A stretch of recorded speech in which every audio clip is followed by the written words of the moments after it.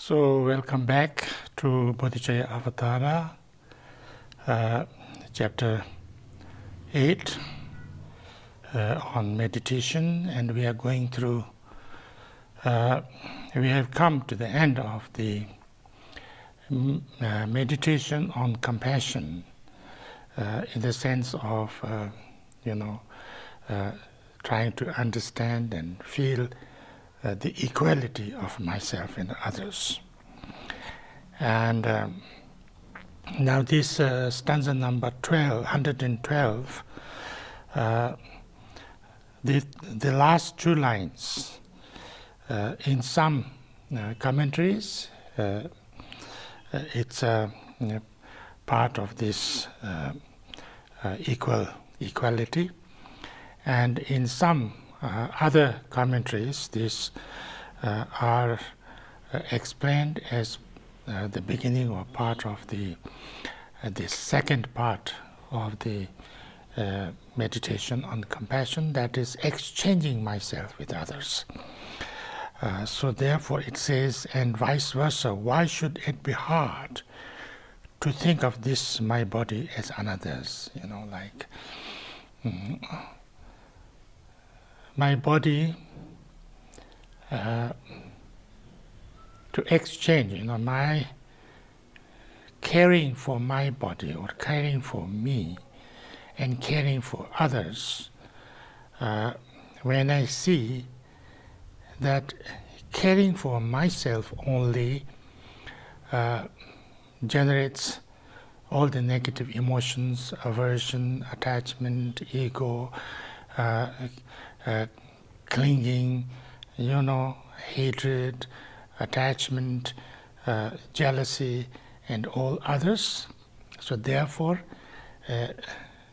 I will harm others. I will do things that, always try to run after things and run away from things. Lots of fear, lots of attachment, lots of aversion, and therefore it brings so much suffering and pain.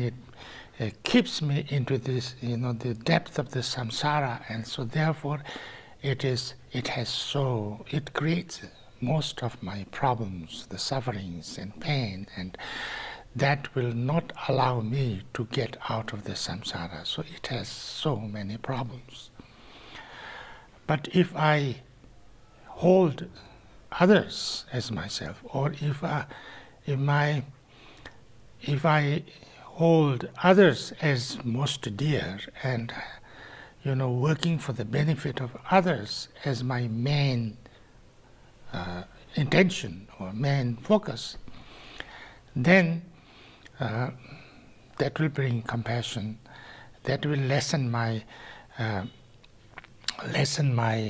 negative emotions, my ego clinging, and therefore aversion, attachment. Therefore, and I'll do lots of good things for everybody and lots of positive, actions.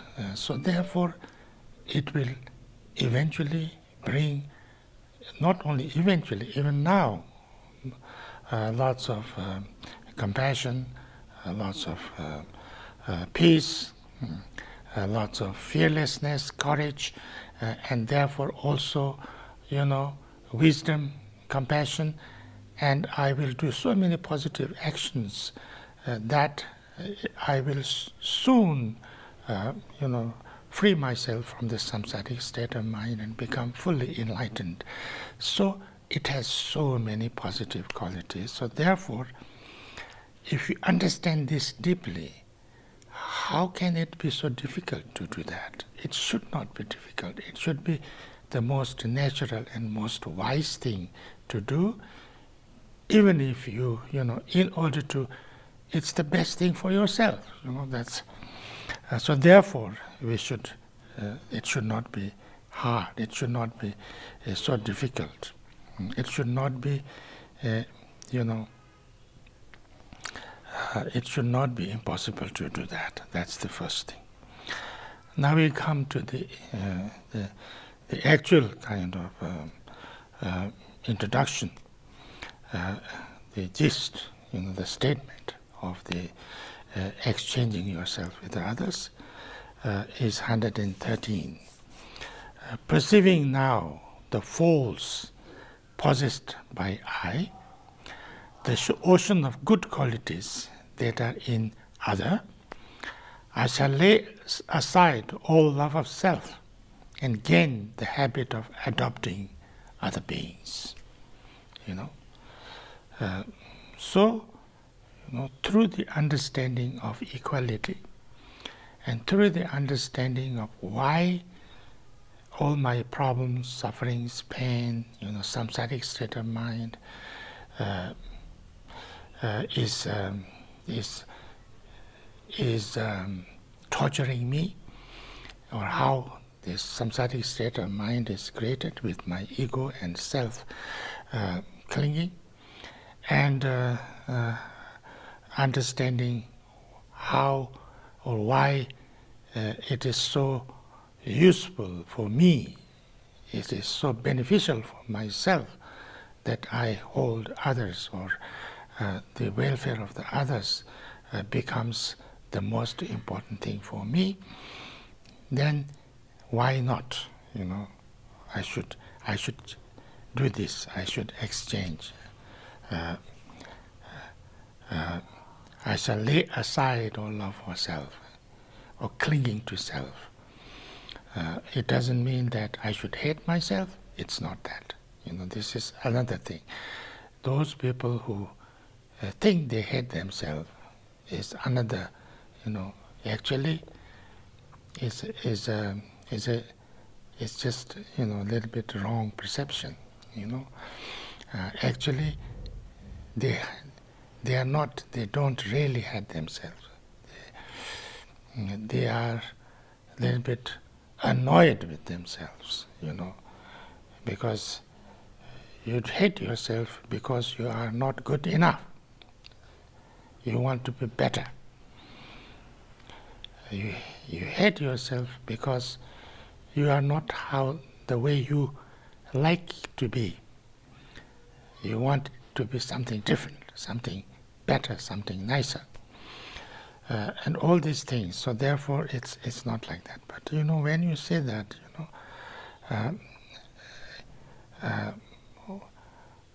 I should not have only love or only care for myself, and gain the habit of adopting other beings, adopting others as me, or as myself, or as important as myself, or as even more important than myself, because, or especially my ego, because too much too much possessed by my ego clinging, or me, or egocentric is actually the most strongest problem actually for myself. So when I see this, I should change this, but this doesn't come easily, of course, because we are so much used to, we are so much addicted to, we are so much, thousands of kalpas, millions of kalpas from the beginning of this time. We kind of hold on to this I, and then hold on to me, and I want this, I don't want this, I don't like this, So therefore, we always think that just kind of do according to the dictate of my self-centered ego is the only way to benefit myself, which is actually a wrong misunderstanding. And when I see this, then why should I not at least start to train, start to change this perspective, start to, understand a little bit, so that I can,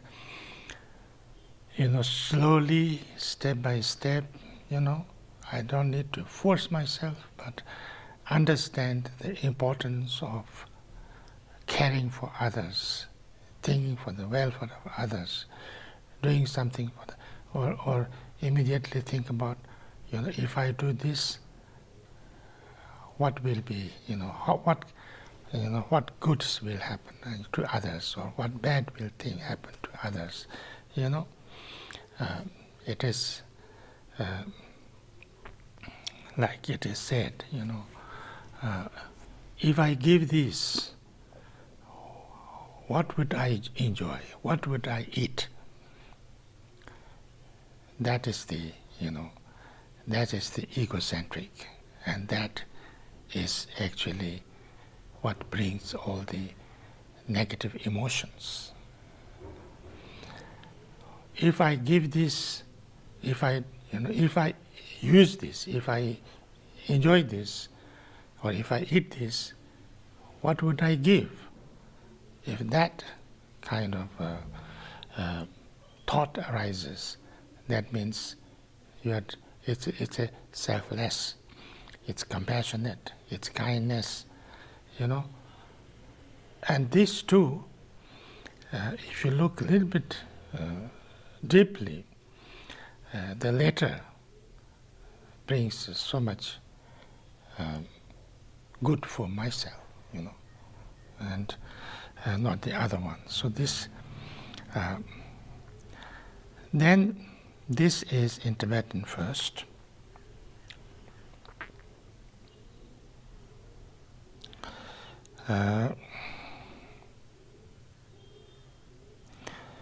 Dānyi shēnjī yēnlā yō yōntēn jānsur shējīni, dāntsā yōsu tōwā tō yēnlā wānda gāmbā shās. So in this, of course, the last 2 lines is also there. Dāka lūna yēndō tōngwa yāpa tētā kāwā me. Dānyi shēnjī yēnlā yō yōntēn jānsur shējīni, dāntsā yōsu tōwā tō yēnlā wānda gāmbā shās. So then, to explain it now, there's a long and step-by-step explanation. Because this needs lots of explanation, because it's totally kind of opposite of the way we all sentient beings, all human beings usually react or think. So first,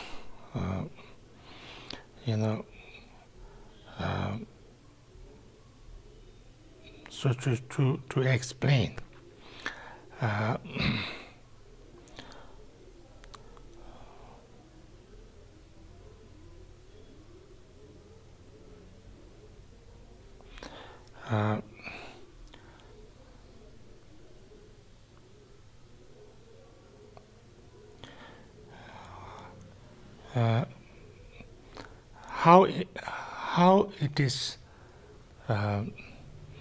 how it is important, or it is how it is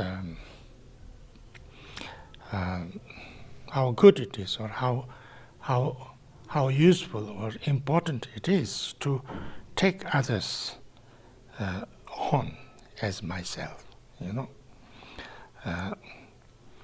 So there, it is right to do that first. It is good to take others as myself. So there, chitar lapa lasupa luchi yenlo yendutar tejen roi yenlo to chishir luchi nam mendeus. So if you think that there are so many sentient beings, and they are all others, and so many others, so many different beings, and very varied, all kinds of beings are there. And how can I take them all as me, or as part of me? It's impossible. It can't be. It is impossible if you say that. Then, your body has lots of parts. the hand, and all different fingers. The fingers are also not same, they are very different. And then hand is not same with the feet, the way it is, how it functions. And then same with, with your your head, your eye, your ear, your mouth, your body, inside also liver and lungs and stomach and all different parts of it. It's all different. But you see them, we always take them as part of me. And we have no contradiction with that. We have no difficulties with that, although they are very different from each other. So therefore, all the sentient beings also, all they are different and they are, not same and, very different, varieties and things like that. But they all suffer when they have pain and problems. They all are happier when they have more positive things. So therefore, why it is not possible to take them all as kind of part of me, and this is something we actually do, like we have a family. If I have a family which I love very much, and then, if one of the members of my family gets sick or get a problem or difficulties, it's as if I have problem myself. I do anything and everything to solve their problems, or to get them out of the problem. So when I can do that, why it's not possible for me to extend that feeling to all the beings, So therefore, there is nothing impossible. It actually, we do it, we do it even now in a small way, At the moment, we do it to the family, maybe to our community, maybe to our village, maybe to our country, and countrymen and things like that. But not to everybody. But why not, And this is in English translation. Just as hands and other limbs are thought of as the members of a body, can we likewise not consider others as the limbs and members of a living whole? There is no reason why we cannot think of the whole universe, all the sentient beings throughout this, throughout the space, wherever they are, in whatever form or kind or species they are, as part of me or part of my family or part of, as much I care for them as I care for myself, or even more. Why it's not possible? It should be possible. Then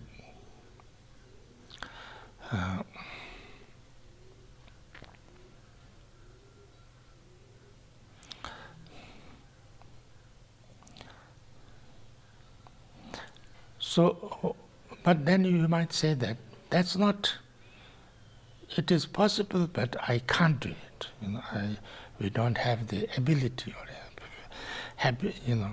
capacity to do that. Then 제가 도미 룬들라 컴비돈 론조 대긴 세제 예라요 컴비돈 루치미시스. So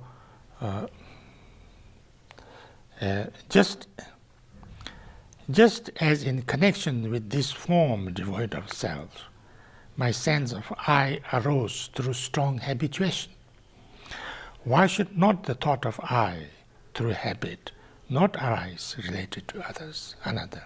So same thing, my body is so many things, and so many parts, and so many, so many entities, actually, a collection of countless things. But because of my habitual tendency, that I hold it as me and my own, and anything happens to any part of this body, I say I am hurt, and I am bothered, or I feel it. So if my habituation, of thinking like that, can do that to my body, why it's not possible? Why can I not? Why do I not have the capacity or ability to think of all the sentient beings as my own, or as part of me? It's same as my family. If I can think all the families, all the my children and my parents, or my loving family as part of me, or what happens to them. If some members of the family have problem, and it's you know that it's same as having problem with myself. If you can think like that, why not to all the sentient beings also? So I stop here. Thank you very much. This is 115.